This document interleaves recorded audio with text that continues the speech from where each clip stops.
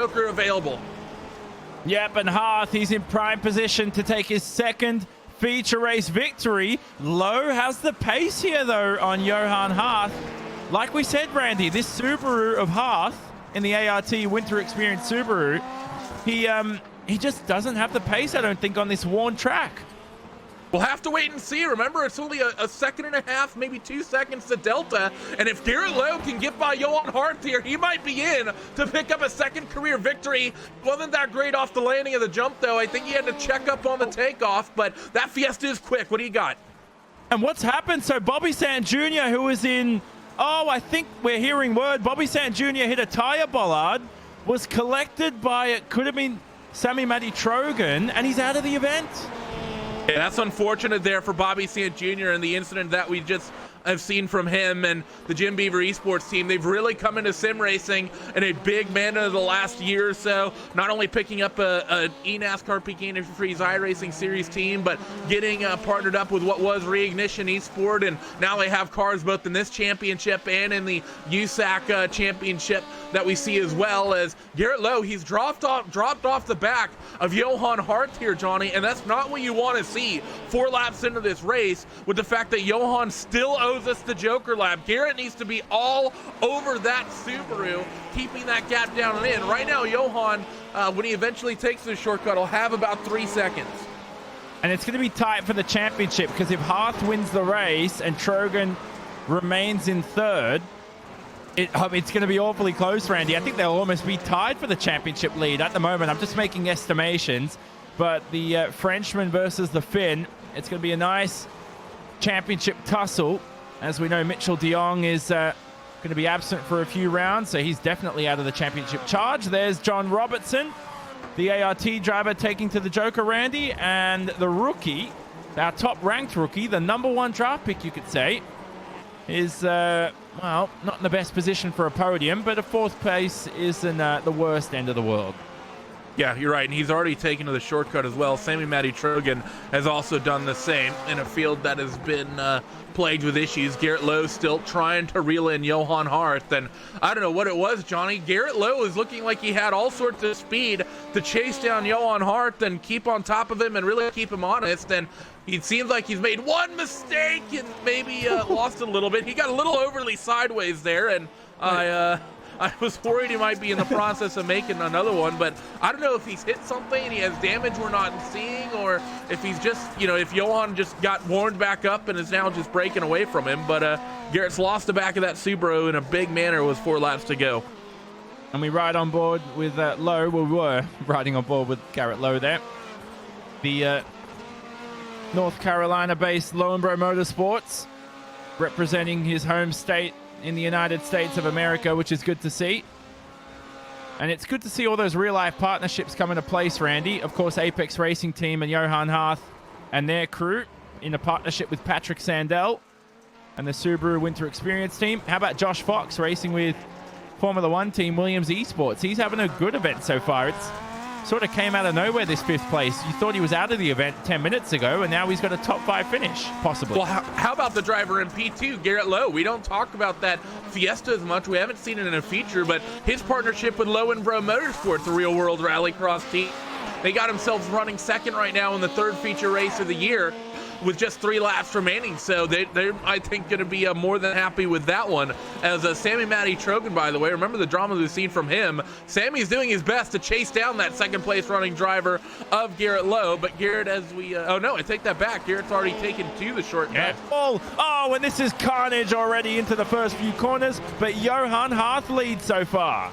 I didn't like that rejoin from Sammy Matty Trogan at all. He got forced off the jump and was out in the grass, and knowing the field's going to be 2 and 3 wide to his outside, he kind of just cut across and made side-to-side contact with Garrett Lowe. There's not much those guys on the racing surface can do, and there's plenty of real estate down the straightaway for Sammy to blend a little bit later. So not the smartest rejoin I've ever seen, but it's going to see Johan Hearth pick up a huge advantage. He's going to not take to the Joker on this first opportunity, and who's going to be settled in towards P2? It looks like it'll be Garrett Lowe, who after taking the shortcut will be right on top of Johan Hearth, but remember, Johan still has the Joker available.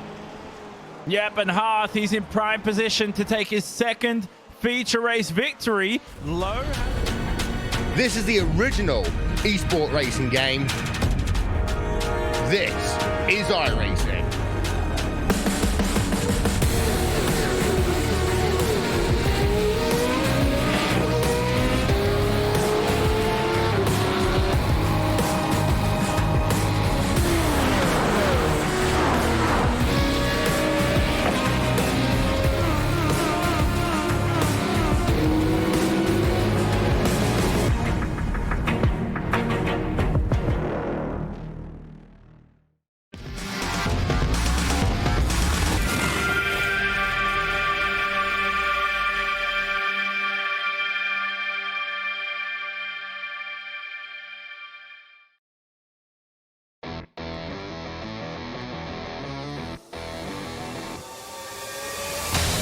The battle for glory became ever so spicy when we left Sonoma 7 days ago.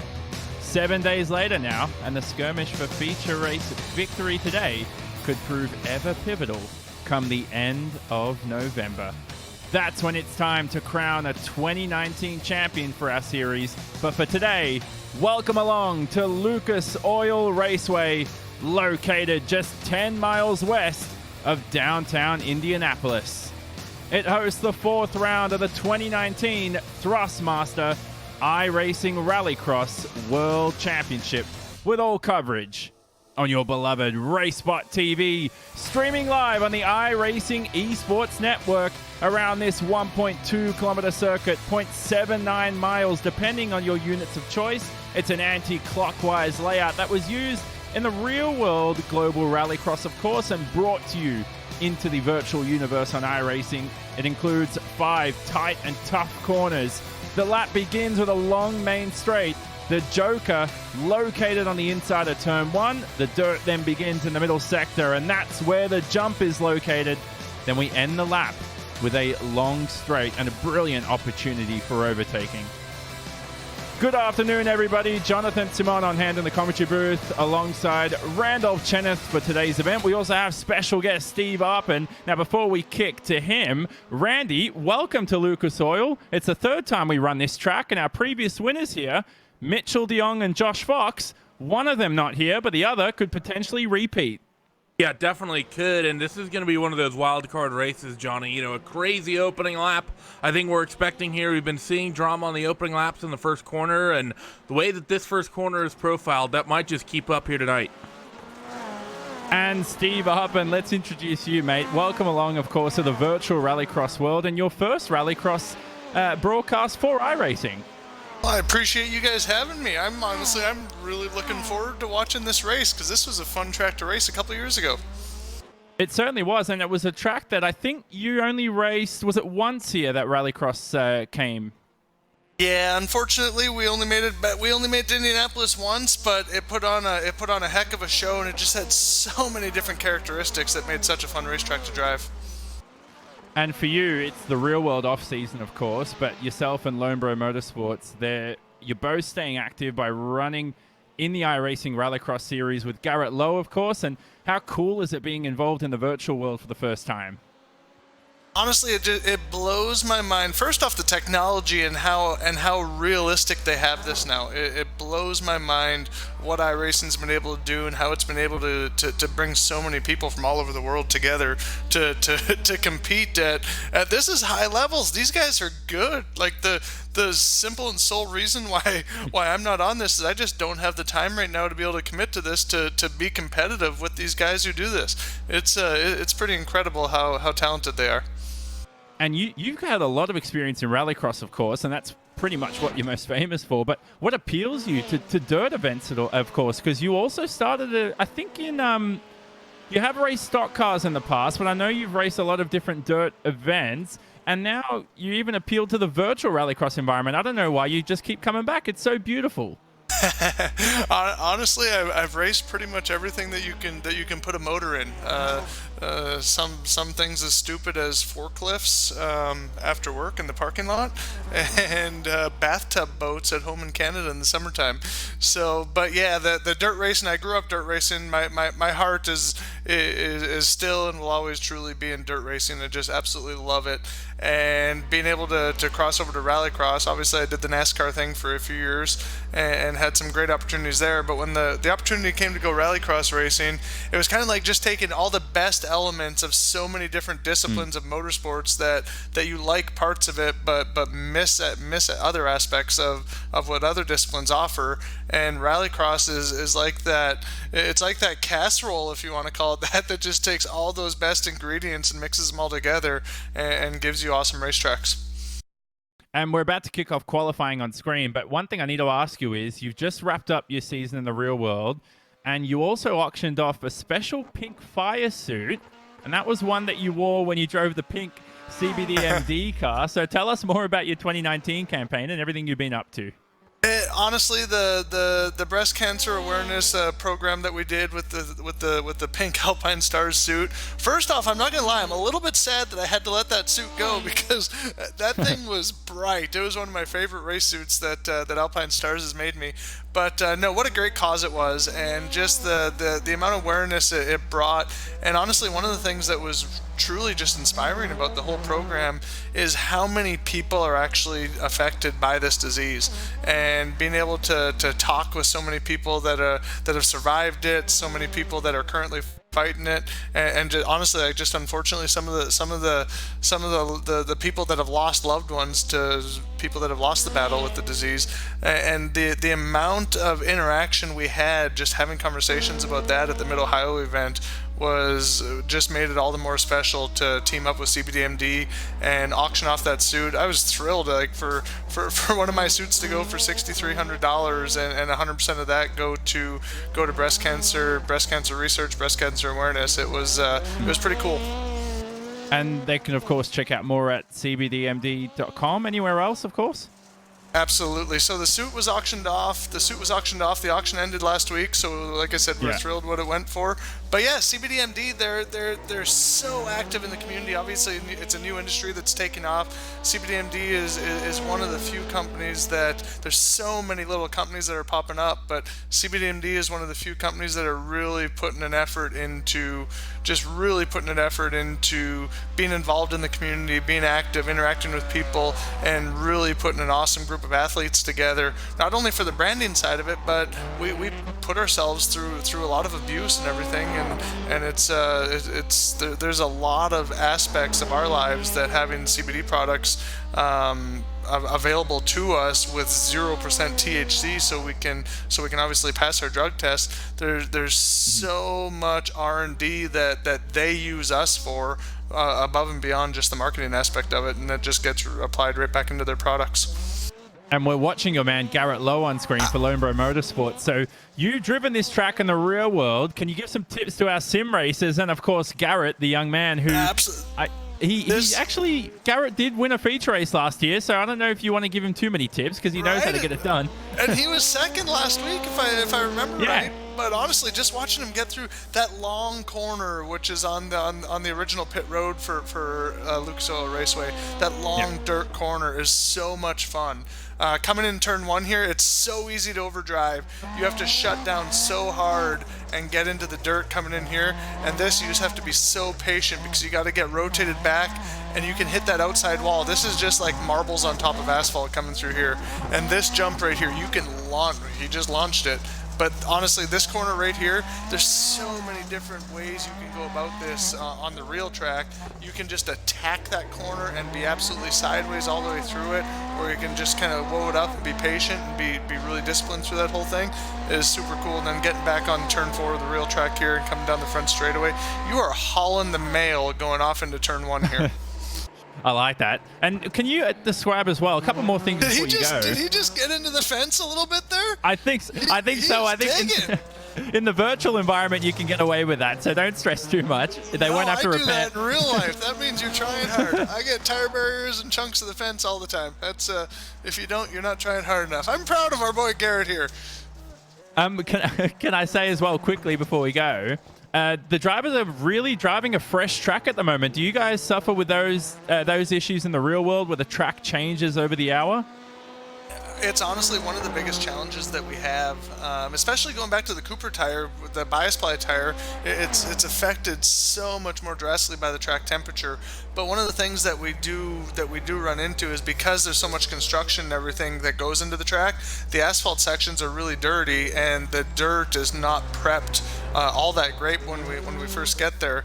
So the track, but from the time we start practice to the time we race, there's typically a good 1.5 seconds, sometimes 2 seconds difference in the lap times from where we started. So one of the biggest challenges that you have to just be super disciplined on is to have a good idea of where the racetrack is going to go, how the racetrack will evolve for when you're actually going to be racing, and then make adjustments according to that, rather than, because it's so easy to tune yourself out, and then by the time the track comes in, the asphalt sections are cleaned up, some of that Cooper tire rubber laid down, and then the dirt sections are kind of blue grooved up a little bit of rubber laid down on that, and it's settled in. It's completely different from when you started on a green racetrack. So, Steve, we're about to begin Heat 1. Thank you so much for joining us for today. We'll let you go, of course, too, and hope to see you once more again in one of these broadcasts. One of these days, I'm going to get practicing so I can compete with these guys, and one of these days I'm going to come, and I don't think I'll stand a chance against Mitchell, but I'm going to save that for the real world on that one. But one of these days I'm going to try and see what I got with these boys. No worries. So that was Steve Arpin. Thanks again for joining us, and you can also check him out on Twitter and, of course, social media and everywhere else. But for now, though, we're about to commence Heat number 1 for today's event. You saw the grid on screen. Johan Harth for the ART Subaru Winter Experience team will begin on the inside line on pole. Zelensky and Taskinen join him on the front row. Round 4 about to commence. And we go green from Lucas Oil Raceway for the first time. And a brilliant start by Bobby Zelensky from the front row. He's going to challenge Johan Harth here for the inside line. And Randy, who's going to take to the Joker for the first time? It looks like Zelensky, but keep an eye on Taskinen starting up top. You're going to have a run. We'll get to some of those facts here early, but Joker for the first time. There's a pile up red in the background. Gets into a couple of cars, but it's just him. The fight's on for the lead. And Zelensky and Johan both won as they side by side of the jump. When it looked like Adria Perez was one of the drivers turned around. There's an Apex car on its roof almost. That was Kevin Carlisle down the back of the pack. And look at this scrap for the lead here between Zelensky and Johan Harth. It's the worst thing he needed, Randy, for Johan Harth was to lose that lead early on in this event. But the hungry American there of Bobby Zelensky driving very splendidly to lead the first lap. Definitely was. So now let's see if Johan Harth can find a way to track down Bobby Zelensky here as they work themselves back in towards the infield for the second time. Not going to be a lot of opportunities to pass here as Logan Clampett, he settled into the second spot behind an Otto Taskin and settled all the way back in fourth. So your top two right now seeming pretty safe, Johnny, because that shortcut for the Joker lap, you really don't gain anything off of it. So if anyone's not taken to the Joker yet, I don't think there's any way anyone's going to make up enough time to jump either of your top two. Yeah, most certainly. And don't forget, of course, 5 laps of action for our heat. As you can see at the top left-hand side of the screen, only your top 2 head to the feature race. They get basically a free pass. If you've ever seen The Amazing Race, Randy, it's like getting the fast forward. What was it called? I can't remember. Well, you're the one talking about the show, so I don't. I remember watching it, but not too in depth, as Johan was all over the back of Zelensky there as they worked on towards the pit lane, and now through this long right-hander on the what is technically the entrance to pit road. Of course, we're running it backwards here, and it's where the hairpin, and Zelensky makes a mistake. Johan nearly gets hooked, and Bobby's going to go back to the lead because of it. And this is important for grid position. Don't forget, heading to the feature race. Alongside each other are the Frenchman and the American. And now it looks like the Frenchman concedes. Johan Harth. No, he's going to barge his way past into turn 1. A brilliant move by our championship leader. That's probably going to open the door up for Bobby here, though. After getting bumped and run, he's likely going to try the same thing. Up to the jump now for the 4th time. They'll be seeing the white flag. Next trip around the racetrack, Johan stretches the lead a little bit on the landing of the jump, able to carry a little bit more momentum as Bobby runs a little bit of a shorter line there around the inside. Is there ascendant towards the hairpin? No, the Frenchman doesn't make a mistake whatsoever. And up towards the variable banking for the penultimate time, Bobby Zielinski is going to try to get a run here, but Johan's opened up a car length. And look at the top of the screen. There are a few drivers down the back of the pack who haven't used the Joker, but your leaders all have. That green tick signifying that they have done so, and they've done so legally. And it looks like Zielinski, well, I've never seen a pass into the jump here. Oh, and he's made contact with Hearth. What's happened here? He's taken out Hearth completely. Hearth comes back into Clampett, and that's going to give Taskinen the lead. This is crazy. What in the world did we just see? Otto Taskinen is going to get a freebie. Now the question is, the race is on for second, and it looks like it's Logan Clampett fighting with Matthew Madigan trying to sort it out. Well, I mean, that's just ridiculous to begin. Let me just tell you that. But Taskinen will win the race, and there's going to be a lot of furious people at the post. I mean, I'm lost for words, Randy, to be honest with you. Clampett's going to advance to the feature, as we can see in the results. But for Hearth and Zielinski, that was just totally unnecessary, with both of them pretty much gaining that clean sweep to the feature. Yeah, I mean, it's been the definition, I think, of the races thus far this year, the pandemonium that we've been seeing on that opening lap, and it just bit your top 2 in that first heat as we see the grid tick by for heat 2 on the bottom of the screen. And the top 2 drivers in this heat are right behind Johan Hearth and Sami Matti Trogan in the championship. So this will be an important heat for them. Now, don't forget, Josh Fox didn't qualify on pole, and he did win here the second time out at Lucas Oil. So look out for him here, starting from the middle. Lights illuminate for the second heat. And we go green yet again from Lucas Oil Raceway. And the ART car didn't get off the line at all. That was John Robertson. How about Tommy Hallman using the banking to perfection here? Gaining all the speed in the world, but the Williams Esports driver of Fox will take to the Joker and most likely take the lead. We'll see what happens here. Fox up the inside, and Hallman is going to settle in a second. We got a car on the wall in the background who climbs the wall. Couldn't see who that was, but Fox is around. 2 heats in a row. The leader gets taken out. Oh, goodness. So Hallman just went straight into Josh Fox, it seemed, through the middle sector. So now it's a bit confusing to see who's leading. It's Yorgi Zadzon. Incredible. So I don't know how it's happening, but we had a Volkswagen in the first heat race come home P2. Now we have one leading the second one as they work through the banking of 3 and 4. What would be 3 and 4 on the oval and down this front straightaway once again. But now it's Daniel Matrani in second. Could that team take 2 heat race victories as they're side by side behind? Yeah, Positive Sim Racing, they would love this. They need a good result for themselves, and there's a few drivers down the back of the pack getting argy-bargy. Oh no, one of them's rookie John Robertson. Phil Diaz involved in the NX racing car. But we're all going to focus on your leaders here midway through this event. And look at that, Zadzon and Daniel Matrani, Randy, they haven't even taken the Joker.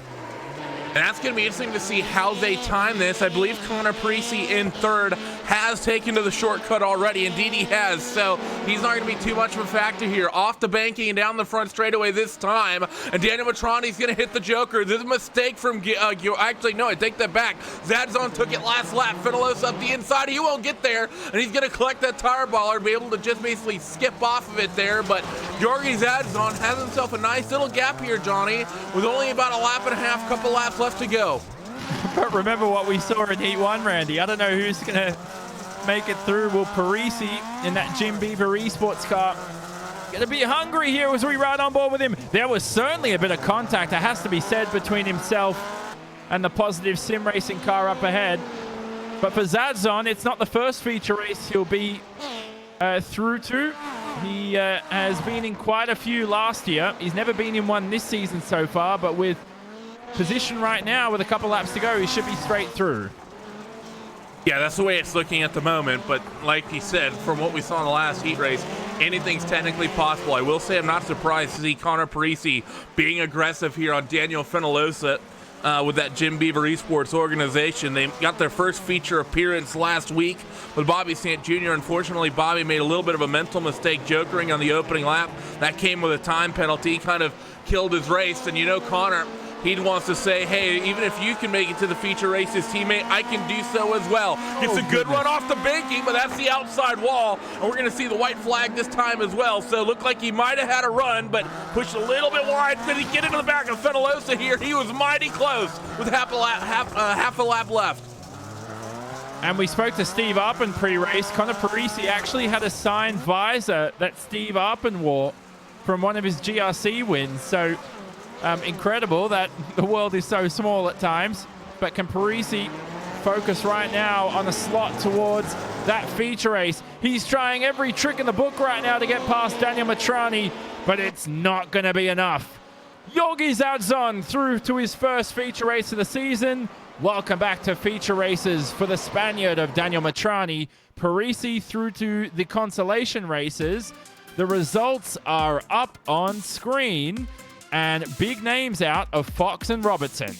Yeah, big names out as it is, and heat race number 3, I think, is going to be even more fireworks. We didn't get to talk about our track facts as much, but on these starts, ladies and gentlemen, watch that third lane. Progressive banking here at Indianapolis Raceway Park. That means the track is more steeply banked at the top of the racetrack near the outside wall than it is down around the bottom. So on that starts, Johnny, that third place starting car, who is Nathan Lyon in this case, they're in for a very solid run down that front straightaway so long as they hook up 3 and 4. So all 3 lanes all kind of equal here through the banking in the corner at the start of these races. We get ready for heat race number 3.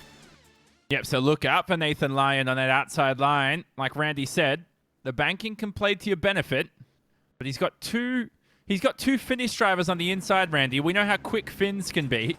So we'll see how Nathan Lyon, the American, handles that. Heikkinen on the inside. His teammate Trogan in the middle. Lyon on the outside. And we go green for the final heat of the day here from Lucas Oil Raceway. And a rapid getaway by Heikkinen, our 2018 runner-up in the championship. But Lyon here is trying to get the best run using the banking. It looks like Trogan's not going to take to the Joker with his teammate. It's only going to be Heikkinen. I don't think there's a lane down there. Nathan Lyon overcooks that first braking zone. He's going to fall like a stone through the standings, through the tight infield section for the first time. This is where we've seen all the drama this far tonight. Up and over the jump, and seems like everyone's up and over, but it's a couple of set esports cars who sit 1-2. And look at how that track is wearing. It's almost completely tarmac here through the right-hander. Oh, goodness gracious. Someone barging their way past. It's the Bulgarian Chepalevsky into second. Look at the run. Trogan's got to run, but he's found the outside wall as well. Second driver we've seen make that mistake. Any jokers this time? No, but look at the dive from Sammy Matty Trogan up the inside. What a move from Sammy Matty Trogan into turn 1. Remarkable. He's second in the championship, and he knows that all his championship challengers are in trouble so far in the heats. So that was a move he oh so needed.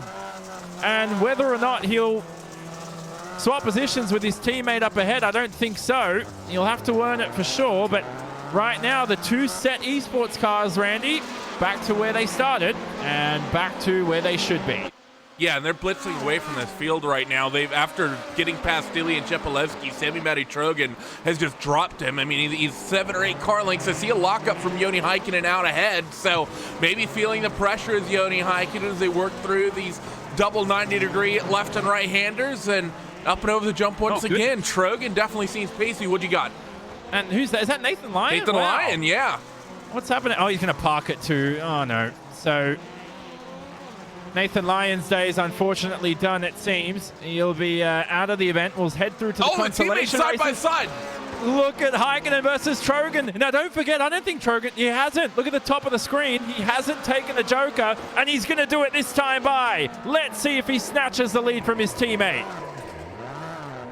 Whoa, that was insane. I'm not sure if he pulled the handbrake there, Randy, but looked like he did. I think this is one of those places, Johnny, you'll occasionally do it when you actually hit that joker just to sort of help you get the car slowed up and angled down to the inside, because you're taking such a narrow entry into that left-hander that initiating a slide is a good way to get the car rotated, and I think that's exactly what he did. Now, what are the two teammates going to do? I know that Trogan wants to pick up this heat race win, not only for points, but for grid position in the feature, but they have Stilly and Chipolewski breathing right down their neck. At least they did. Stilly lost a little bit of time here on this last, basically down the front stretch. I don't think he got a good run off the hairpin, but I think with an ARX driver, an ART driver right behind them, Johnny, I think they're pretty much going to keep themselves line astern.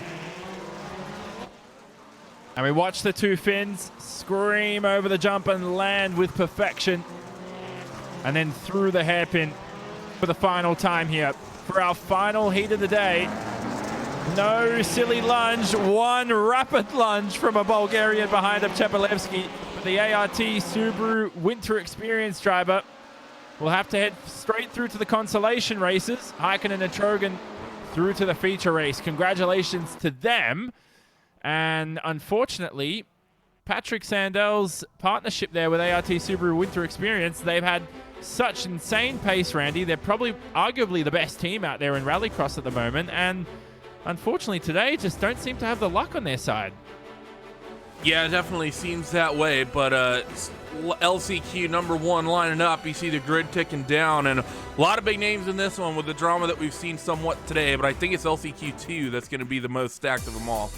And this is really important right now because Johan Hart will start from 7th out of 8 drivers. He's on the back row.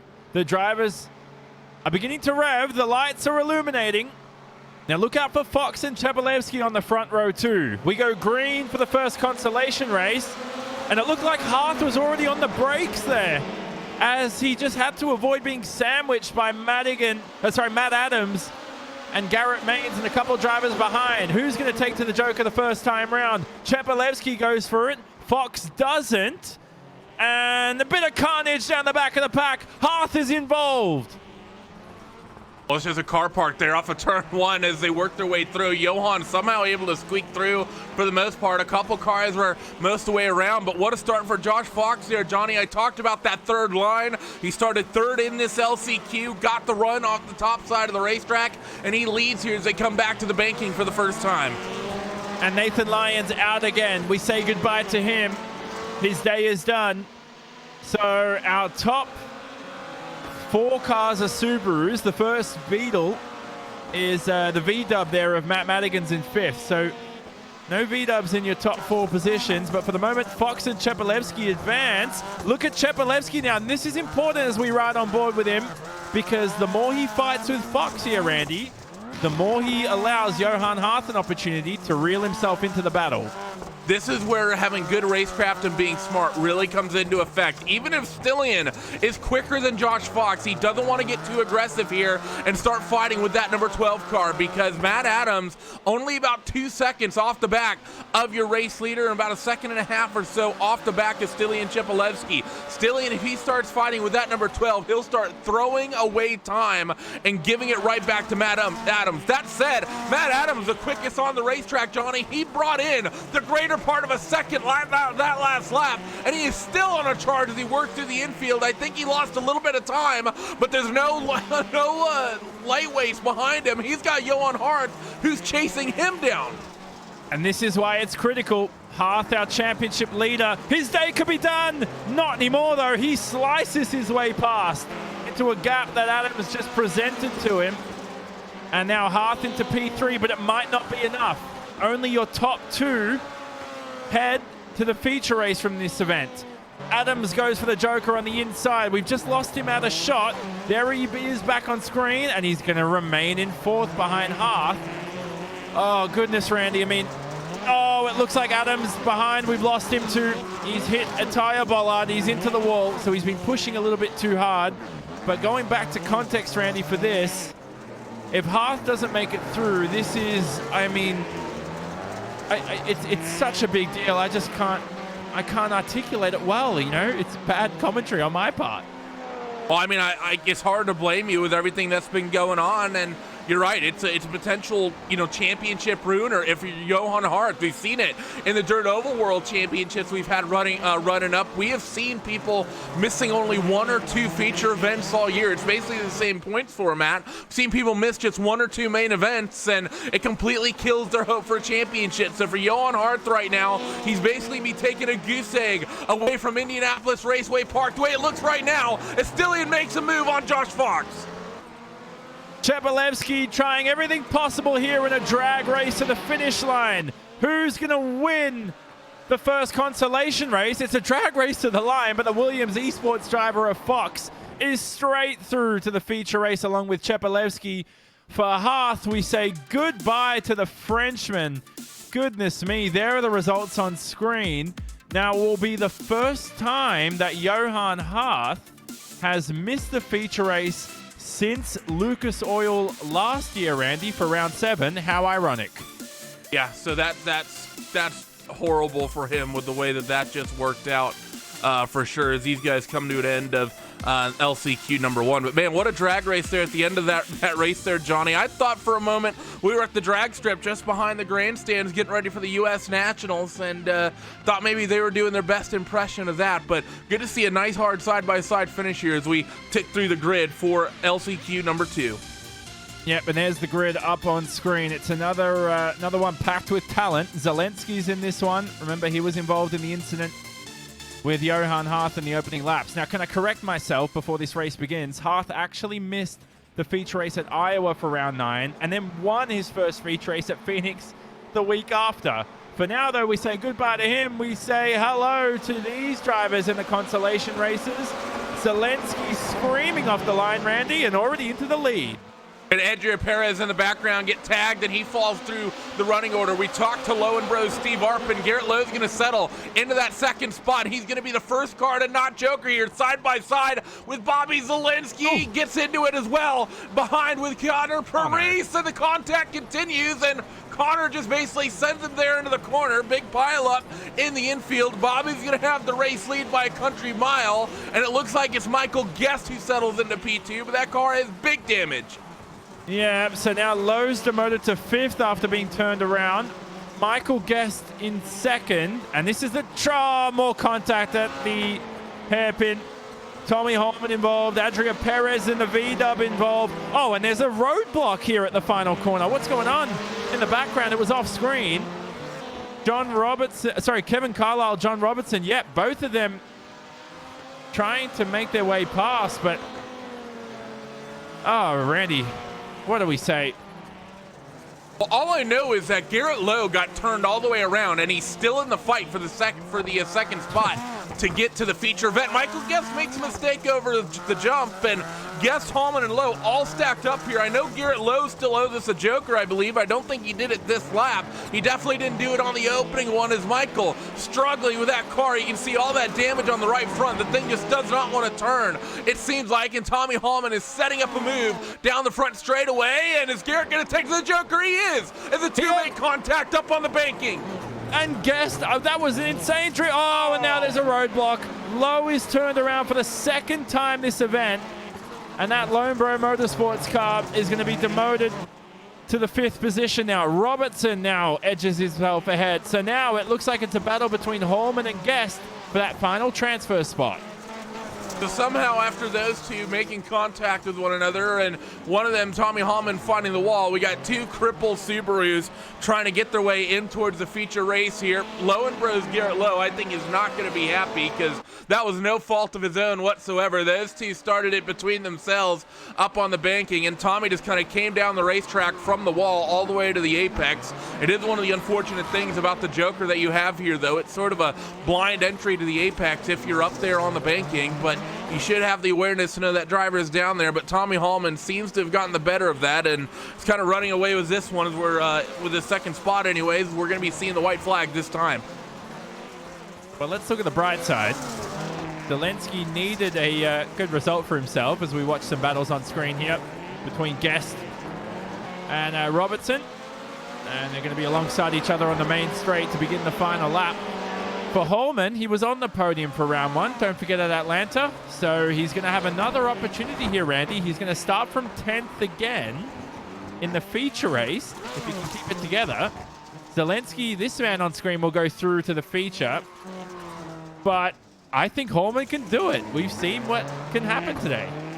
Yeah, I mean, it's a total wild card race as Bobby Zelensky will come off that hairpin through the bank corners and he'll take victory here in LCQ number 2. Tommy Hallman more than comfortably going to have that second spot in that final transfer position. But you're right, it's a total wild card race today with the way everything's been going. People have been funneling down, and it's not even what's been really interesting to me, Johnny. The pandemonium's not been in that corner you typically see that's drops you down in towards the infield off the banking. It's all been in those two 90-degree left and right handers that follows turns basically 2 and 3. We've seen all the trouble happen there and at the jump, it feels like. Yeah, exactly. Well, here are the results on screen. So no Ford, no V-dub in the feature race. We'll see another couple of Subarus in there of Zelensky and Holman. Robertson, wow, he didn't need that for the championship. Robertson could have easily walked away with the championship lead this round too, mathematically, had things gone his way. So that is a huge loss for the rookie, who will look to bounce back hopefully next week. But for now, though, we head to our quick warm-up session before the feature. Now, Randy, the track is getting quite worn. There are the details on screen. A 1.2 kilometer circuit, 0.7 miles, but a lot of tarmac now starting to show through that dirt section. Yeah, it is. You're starting to see that track get worn in, and for those couple Volkswagens we saw be able to squeak through in the heat races, both Georgi Zadzon and Logan Clampett, they have some great starting position, and I think they're going to be able to make something of it on the worn-out track. We know the Subaru tends to struggle when the track gets worn out. Can I also say, by the way, that having someone like Steve Arpin open up the broadcast with us, who's driven everything under the sun, this is such a great circuit to bring him in on, because basically if it has 4 wheels and races in the United States, it's raced here. Everything from USAC, Silver Crown to NHRA, like I said, behind the grandstand on the front stretch for the U.S. Nationals, arguably the biggest drag race of the year for that series. We've had Global Rallycross here. This place even has a road course that we don't have in the sim, unfortunately, that I've heard rumors of them getting back up and going. So it's just such an iconic racetrack here in the United States, Johnny, that basically every major series has raced at least once throughout their history. And what's the favorite name you think this circuit's had over the years? IRP? I think IRP is probably the most historical. Lucas Oil Raceway now, of course, the technical name, but I think most people, especially people that have been paying attention to racing for a long time, it's either just Indianapolis Raceway Park, or a lot of locals just refer to it as Raceway Park. We're about to switch over and look at the grid for the final race of the day, the feature, the race that pays the most points for our championship. That will be decided at the end of November. Here's the grid on screen. It includes Otto Taskinen on pole, the ever quick Otto Taskinen, the ever underrated positive sim racing driver. He'll start alongside Georgi Zadzon. Heikkinen, the set esports car, will start on the outside of the third row, so look out for him at the start. Good to see Clampett have a good result for himself, but it's not over yet. Then Daniel Matrani, Sammy Matty Trogan will start down the back end of the order. Josh Fox could easily walk away with the championship lead. He just needs to cement a good result for himself in this feature race. And look out for Holman starting from the back. He finished third at Atlanta on the podium, starting from 10th in the feature race. So let's see if the Finn can do it again.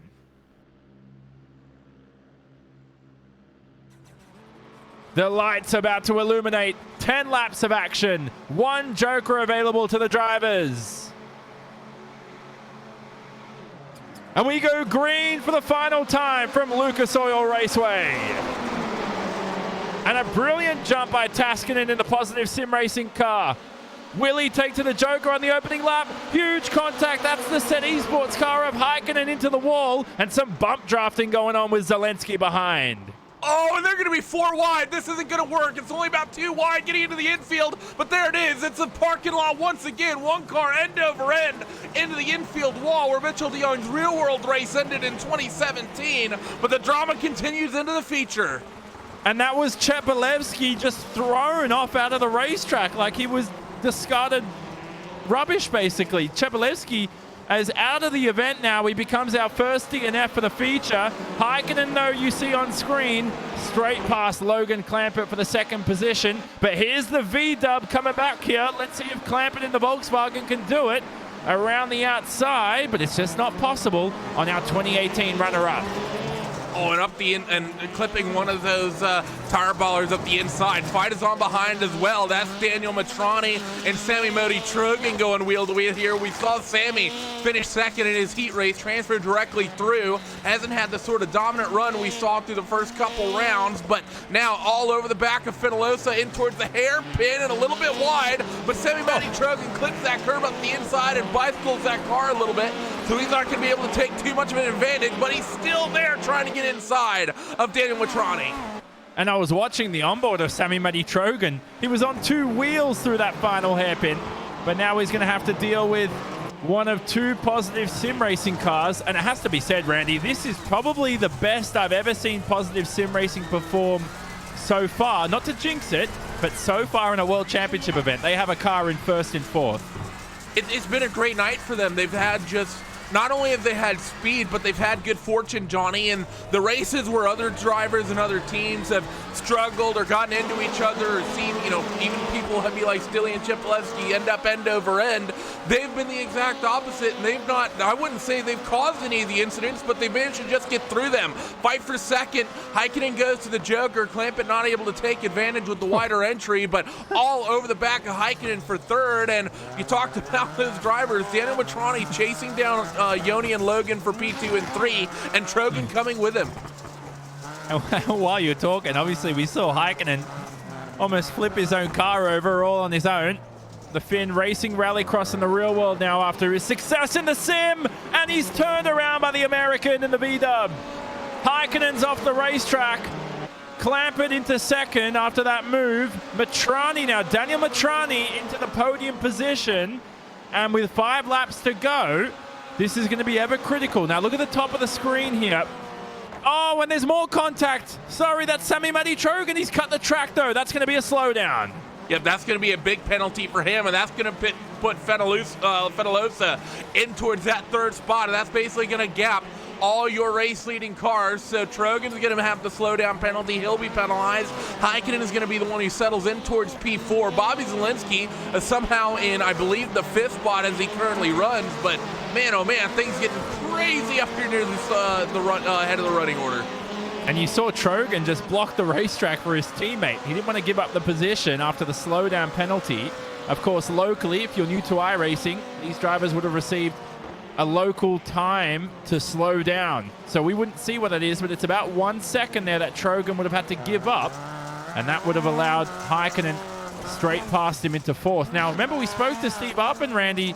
We spoke to him pre-race for the interview, but even before that, he told us how drivers would do those dirty tricks in the real world too. It's one of the unfortunate things with the layout of this track, especially coming off the banking. It's such a difficult...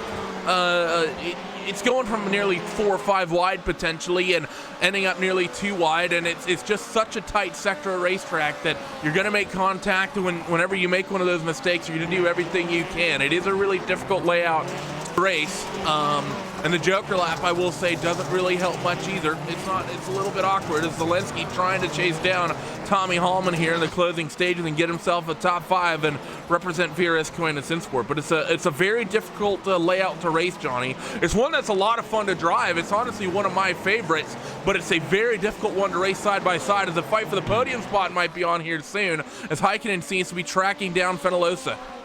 Yeah, we saw Zelensky there on screen. He was just ahead of Josh Fox in the Williams eSports car. Josh Fox will not walk away with a championship lead. It looks like the way that everybody is finishing at the moment, Sammy Muddy Trogan should reclaim that championship lead from Johan Harth, who did not make the feature race today, nor did John Robertson. Mitchell de Jong not in attendance for today's event. So big racing for these guys right now in these final few laps right now. Oh, and there's a positive sim racing car into the wall. That's Daniel Matrani potentially handing the final podium position to the Finn of Joni Heikkinen. They're going to be alongside each other here to begin the penultimate lap, and it looks like Heikkinen should seal 3rd position.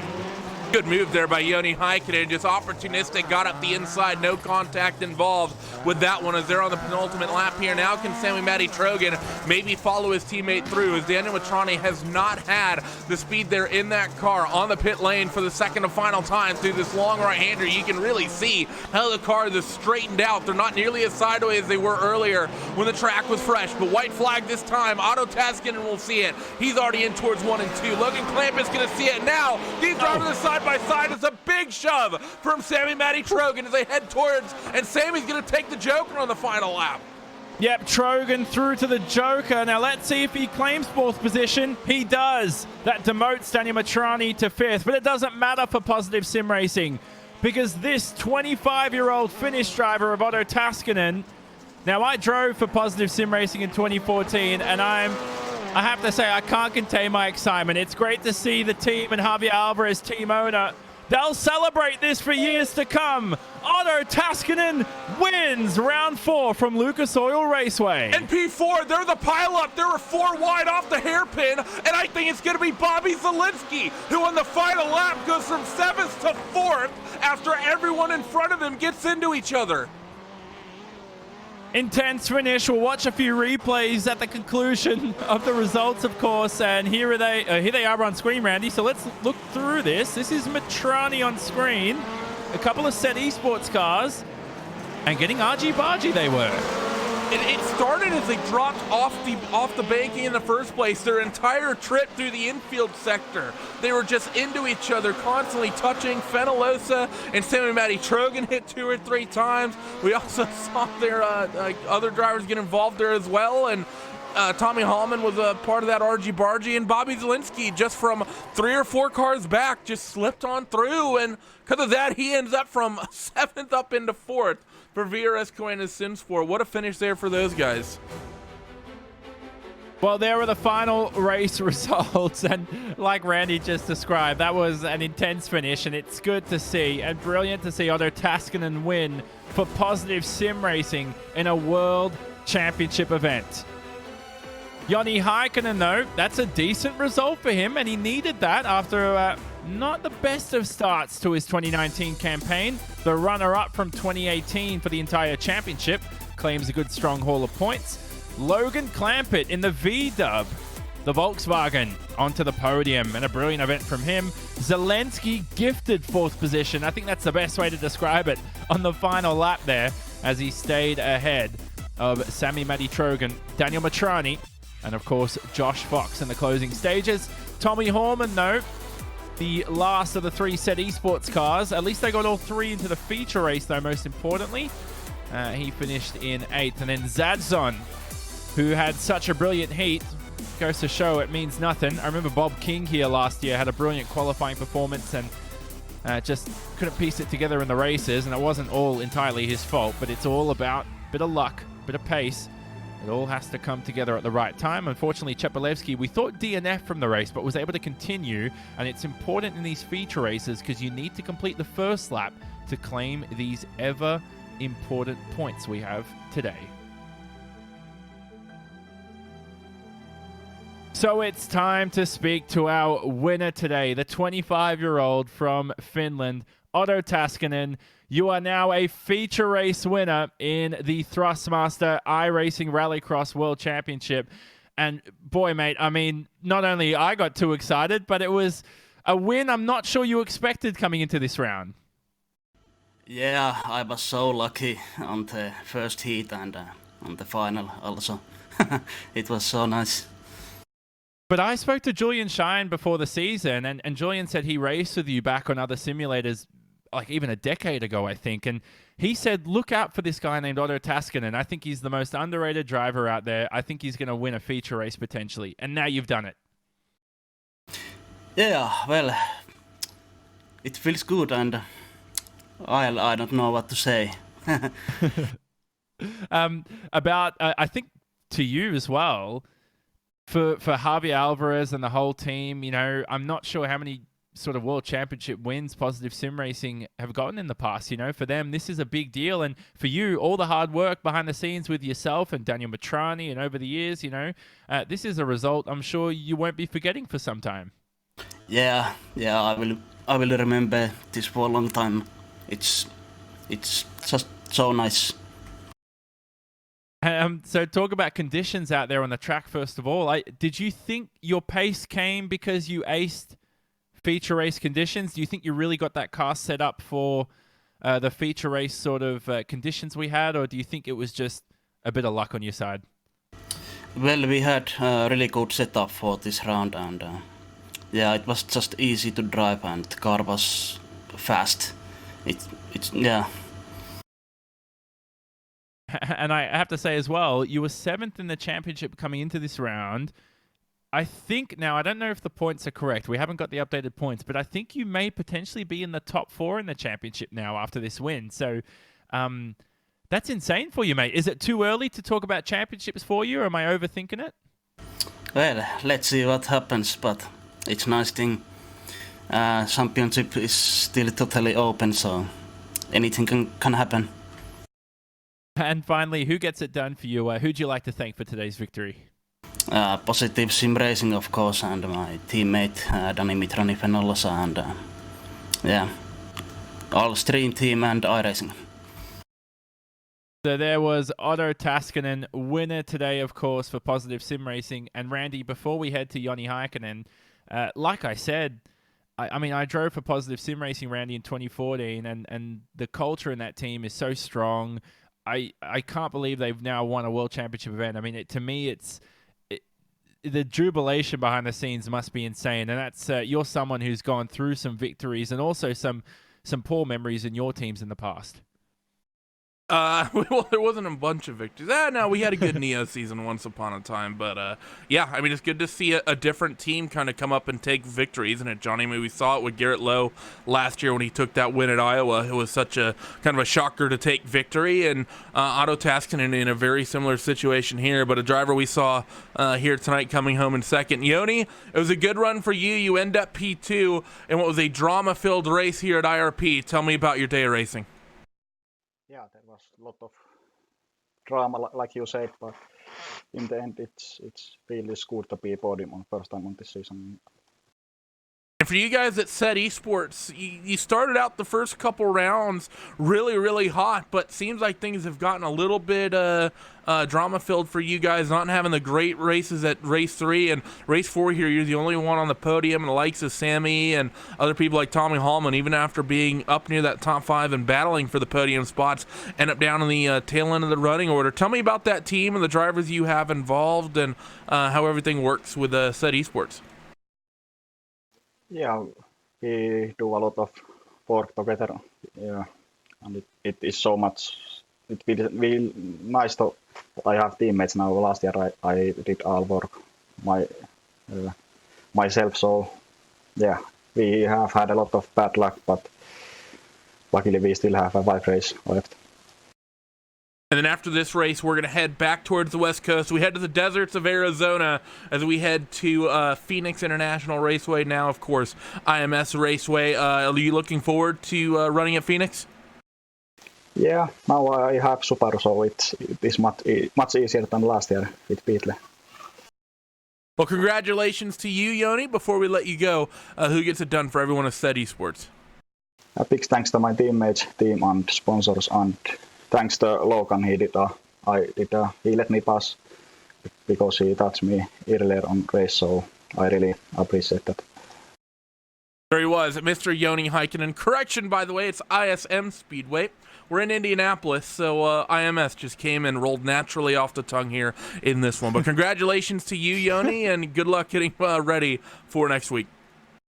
Thanks. I'm sorry that I thought that much. Not going to happen again. Nah, that's all right, Joni. Don't worry about it. So 2 Finnish accents make up the first 2 interviews, and we have one coming from Orange County for the third one. Jonathan, you're stood by with Logan Clampett. It's good to see, Randy, that not too verbal. Don't worry, I was going to say good things are slipping out of your mouth and not too many bad things. Okay. But for myself, Logan Clampett stood alongside me. The American. You put the V-dub on the podium, Logan. That's incredible. Well done, mate. Yeah, first podium for this series, all time. So it's pretty cool. I really wish when Bobby and Johan wrecked, I could have slipped away with the pole for the feature, because the position Otto was in, he was in such a good position by taking the Joker in such the first lap, and he just pulled away and won. So he got really gifted there. I really wish that would have been me, but it is what it is. And then I want to apologize to Yanni there. I saw the tire barrier like a little offset, so I took a more like narrow line in the hairpin, and I accidentally tagged him and kind of screwed him there. So I did my best and tried to let him by there at the end. So apologies to him. I don't know if he was gonna get auto or not, but it was. These races are so crazy every single week. It's pretty insane, and it's all about your positioning and everything like that. So I'm happy to finally get some luck and make the feature and come home with a podium. We know you're quick, but I think your qualifying performance today explains today's event. Wasn't the best qualifying performance we've seen from you, of course, Logan, but you found your way onto the podium somehow in the feature, and you do have to have some form of speed and talent to make it there. It's not all luck. Yeah, I mean, I don't practice fresh track enough. So when qualifying came around, which is usually every week, it was Sonoma and it was here. Daytona, it was pretty worn out because we didn't have because we had a bunch of practice. But I'm not usually the greatest on the fresh tracks. But when the track wears in, I feel like I can contend for a feature race. So I'm pretty happy with it. And see, I find that a bit weird because I'd assume if you're not in a car that's the Subaru, you need to try and ace the fresh track because it'd be a lot harder. Obviously, in qualifying, we saw from your pace, you weren't as quick as the Subaru drivers. So maybe that's something that, do you think you're going to start focusing on that for future rounds? Yeah, it's pretty tough to beat the Subies on fresh track. I know the tanks dominate the fresh tracks. So it's hard. You just got to practice a lot. So I guess maybe I should start practicing more in the future and whatnot. But yeah, hopefully we can make more features from here on out, and hopefully make the top 10 or top 12 for next year, not have to requalify for it. Yeah, most certainly. And finally, who gets it done for you, of course, in that V-dub? This season I'm working with people like Nathan Lyon, Michael Guest, and Matt Adams. We call it the Tri-Oval Alliance since it's us oval drivers. So I'm working with them. I know Matt and Michael are in the Subi, but Nathan kind of gets it done for me in the VW. So just want to thank him a lot for all the help from last year and this year.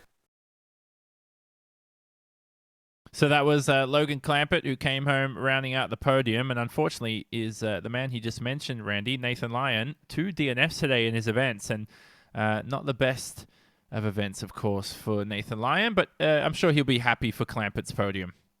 Yeah, I'm sure he will, but no, I don't think there's anyone who's ever been, even if they DQ out of a race, I don't think they're that happy about their teammates' performance. So there's definitely going to be some frustration there with Nathan Lyon, but he's just looking probably to put it behind him and head out towards Phoenix.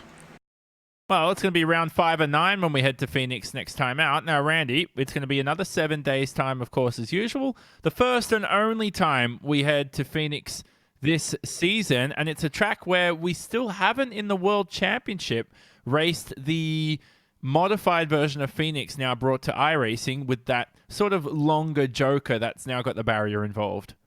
Yeah, so it's going to be interesting to see. Obviously, it's not an enormous change, but it's going to definitely change things, the way it spits you out onto that long right-hander, and, how that really affects the teams and the drivers is going to be really unique. And Phoenix is also one of the other kind of unique tracks. I know it may not actually be in distance, but it feels like it's one of the longer rallycross laps that we have. But it's definitely an interesting one. I think it certainly has the longest straightaway in any of the hard braking zones that we have of all the racetracks. I'd have to get an exact measurement, but feels like that run from basically that gravel section all the way in towards that sort of turn 1 or turn 2 hairpin, depending if you count that right-hand kink as a corner, is definitely, I think, the longest run-up into a hard braking zone we have.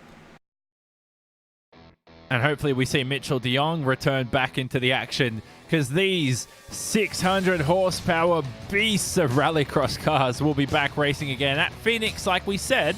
That will be in 7 days' time on the 2nd of November.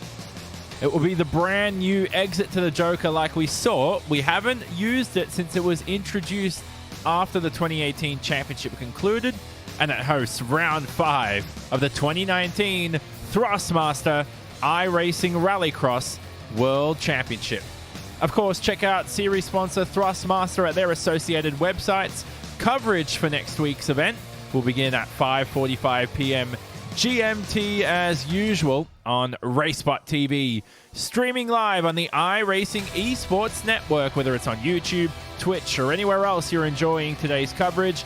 Visit racebot.tv and iRacing.com for more information on upcoming events. But from myself, Jonathan Simon, Randolph Cheneth alongside me, Paul Smith, our producer behind the scenes, and our entire RaceBot TV crew that do all this brilliant work. And of course, thanks to Steve Arpin, our special guest pre-race. And check out him, of course, at social media. Give him a follow. One of the best people I've met in the Rallycross universe. Hope you enjoyed today's broadcast. This has been a RaceBot TV presentation.